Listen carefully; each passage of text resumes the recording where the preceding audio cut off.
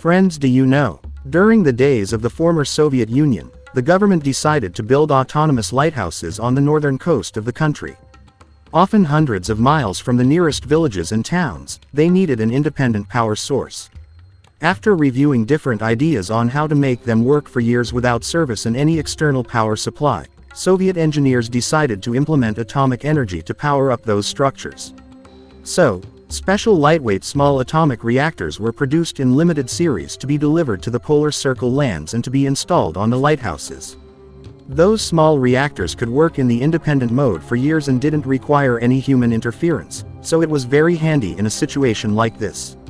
It was a kind of robot lighthouse that counted itself the time of the year and the length of the daylight, turned on its lights when it was needed, sent radio signals to nearby ships to warn them on their journey.